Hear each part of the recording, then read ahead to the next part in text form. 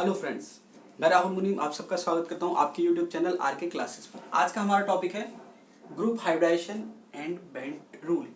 देखिए, last classes में हमने देखा था कि हाइब्रिडाइजेशन क्या होते हैं, कौन कौन से टाइप के होते हैं। सिंपल वाले हमने पढ़े भी थे sp से लेके sp3d3 में। वहाँ पर एक हाइब्रिडाइजेशन होता है sp3d, जिसकी स्ट्रक्चर हमने देखी थी ट्राइगोनल बाय पिरामिडल। मैंने आपको बताया था एक्सेप्शनल केस में स्क्वायर पिरामिडल हो सकती है जब dx² - y² पार्टिसिपेट करता है, लेकिन यहाँ पर नॉर्मल 99.9% जो है sp3d की स्ट्रक्चर होती है ट्राइगोनल बाय पिरामिडल। अब ये ग्रुप हाइब्रिडाइजेशन का मीनिंग क्या है वो हम देखें अगर, तो आपको ध्यान हो तो मैं जब कॉम्प्लेक्स हाइब्रिडेशन लिख रहा था तो वहाँ पर मैंने एक dp भी लिखा था, फिर dsp2 भी लिखा था, dsp3 etc। तो ग्रुप हाइब्रिडेशन का मीनिंग क्या है वो हम यहाँ से समझते हैं। अगर sp3d की स्ट्रक्चर की मैं बात करूं तो ये होती है ट्राइगोनल बाय पिरामिडल। इस तरह से आप इसको कह सकते हैं।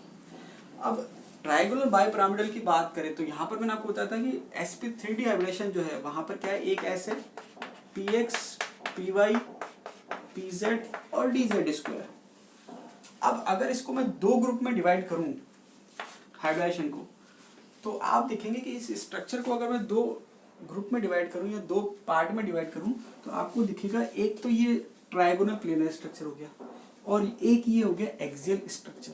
देखिए, एक तो हो गया trigonal planar structure, trigonal planar, और ये हो गया एक्सियल। तो यहां पर अगर हम देखें, आपने देखा था हाइब्रिडेशन सिंपल वाले की अगर मैं बात करूं तो एक sp2 भी होता है। sp2 हाइब्रिडेशन के स्ट्रक्चर की बात करें तो क्या होती है, ट्राइगोनल प्लेनर। तो अगर मैं इसको डिवाइड करूं, मैं दो में डिवाइड करूंगा sp2 और dp। अब sp2 में क्या आ जाएगा, s px और py, और dp में क्या आ जाएगा, dz² और pz। इसका मतलब ये तो केवल एक एक्सिस में, क्योंकि केवल z है, और यहाँ ये दो एक्सिस में x और y, तो इन दोनों के एक्सिस अलग अलग है। तो आप देखेंगे कि ये मैंने कहा xy प्लेन हो गया, ट्राइगोनल प्लेनर स्ट्रक्चर हो गया, तो ये हो गया s px और py से, जो कि sp2 कह दिया हमने। और ये जो एक्सियल स्ट्रक्चर है ये किससे हो गया, dz² और pz से, जिसको हमने कह दिया dp। तो यहाँ पर हम sp3d हाइब्रिडेशन को दो ग्रुप में डिवाइड कर सकते हैं, sp2 और dp। sp2 जो है ट्राइगोनल प्लेनर होता है और dp जो है वो एक्सियल या हम कह सकते हैं लीनियर होता है। तो यहाँ पर ट्राइगोनल बाय पिरामिडल स्ट्रक्चर को हम दो में डिवाइड कर सकते हैं, ट्राइगोनल प्लेनर और ये क्या हो गया, एक्सियल। यहाँ पर एक चीज ध्यान रखनी है कि ट्राइगोनल प्लेनर की जो बॉन्ड लेंथ है वो कम होती है और एक्सियल की जो बॉन्ड लेंथ है वो ज्यादा होती है। ठीक है, ये आपको ध्यान रखना है। इक्वेटोरियल की बॉन्ड लेंथ कम होती है और एक्सियल की बॉन्ड लेंथ ज्यादा होती है। उसका कारण होता है रिपल्शन। रिपल्शन का मतलब क्या है कि यहाँ पर इस पे जो है रिपल्शन कम है और इस पे जो है रिपल्शन ज्यादा है, इसलिए जो है एक्सियल जो है उसकी बॉन्ड लेंथ ज्यादा होती है। और दूसरा एक चीज आपको ध्यान रखनी है, मैं आपको अगली क्लास में बताऊंगा कि अगर आपको लोन पेयर रखना है यहाँ पर, अगर मान लीजिए लोन पेयर प्रेजेंट है मॉलिक्यूल में, तो वहाँ लोन पेयर जो है हमेशा किस पे आएगा, इक्वेटोरियल पे आएगा, क्योंकि ये मोर स्पेशियस है। ठीक है, और हम बाद में देख लेंगे।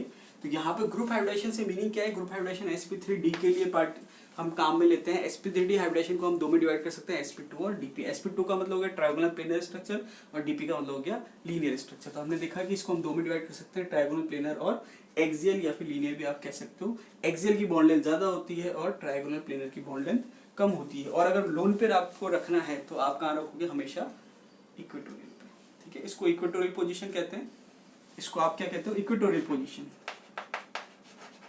इक्वेटोरियल पोजीशन, और ये आपकी एक्सियल पोजीशन। ठीक है, अब देखिए दूसरा है बेंट रूल। अब बेंट रूल क्या कहता है, बेंट रूल की अगर हम बात करें तो ये मैं मिटा देता हूँ। बेंट रूल की बात करें तो बेंट रूल बहुत सिंपल सा है। बेंट रूल क्या कहता है, जो सराउंडिंग एटम या ग्रुप है,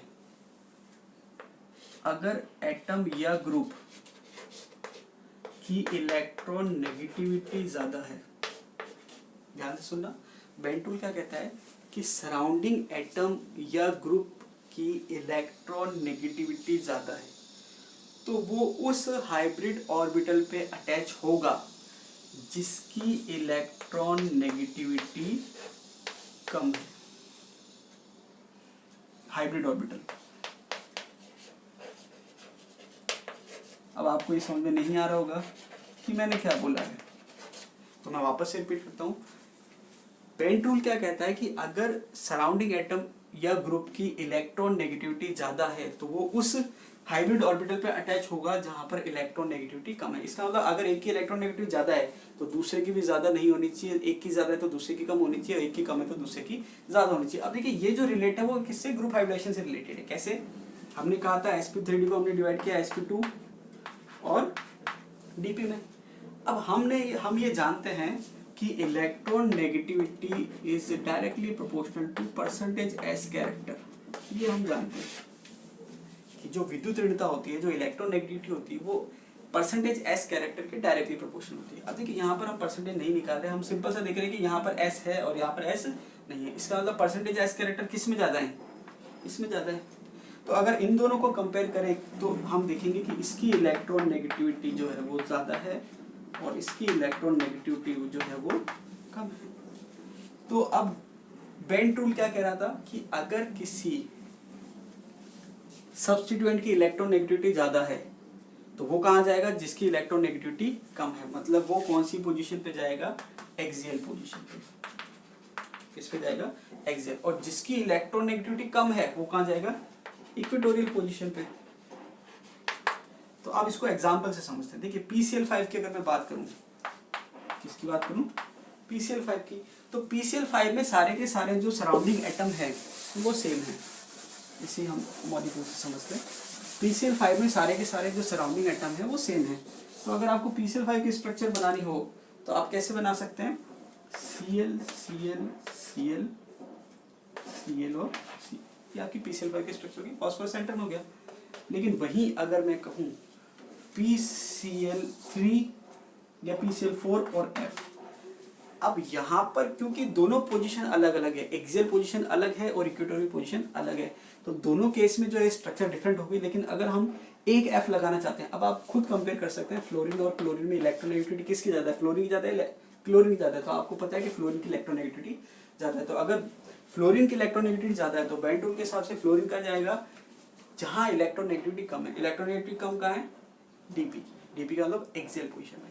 तो यहाँ पर PCl4F की स्ट्रक्चर ऐसे होगी।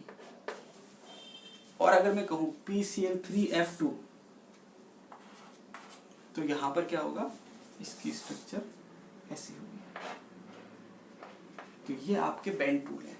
तो बेंट रूल क्या बताता है कि अगर सब्स्टिट्यूएंट जो है या सराउंडिंग एटम या ग्रुप जो है उसकी इलेक्ट्रोनेगेटिविटी ज्यादा है तो वो कहाँ जाएगा, जहां पर इलेक्ट्रोनेगेटिविटी हाइब्रिड ऑर्बिटल की कम है। मतलब परसेंटेज एस कैरेक्टर कम है, मतलब कौन सी पोजीशन जाएगा, एक्सियल पोजीशन पे। इसकी दूसरी एप्लीकेशन भी एक एग्जांपल और है, CH3 रेडिकल और CF3 रेडिकल। ठीक है, देखने में दोनों ही सेम लग रहे हैं, लेकिन अगर मैं हाइब्रिडेशन की बात करूं तो ये होगा sp2 और ये होगा sp3।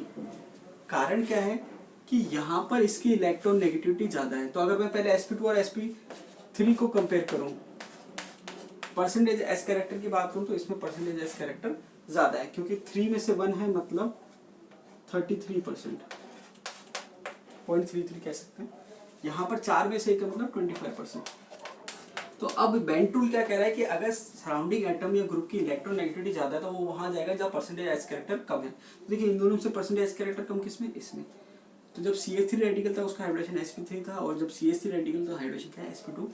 इंपॉर्टेंट है, ठीक है, आप देख सकते हैं। क्योंकि देखिए यहाँ पर वो जो हमने सिंपल तरीका देखा था वहां पर हम इससे नहीं निकाल सकते, लेकिन यहाँ पर हम बेंट रूल के एप्लीकेशन में इसको हम देख सकते हैं। तो यहाँ पर इसका हाइब्रिडेशन sp3 है और इसका हाइब्रिडेशन sp2।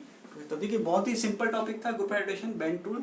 यहाँ पर आपको ध्यान रखना है कि अगर ट्राइगोनल बाइपिरामिडल स्ट्रक्चर में लोन पेयर लगाना है आपको तो हमेशा कहेगा इक्वेटोरियल पोजीशन में, और बॉन्ड लेंथ जो है वो एक्सियल की ज्यादा है और इक्वेटोरियल की कम है। तो आज के वीडियो में केवल इतना ही। आप मुझे बताइए वीडियो कैसा लगा, और नेक्स्ट वीडियो में हम देखेंगे कि किसी भी मॉलिक्यूल की अगर हमें शेप निकालना है तो हम कैसे निकाल सकते हैं, क्योंकि वहां पर हम लोन पेयर भी कंसिडर करेंगे। आज के लिए इतना ही। अंत तक वीडियो देखने के लिए बहुत बहुत धन्यवाद।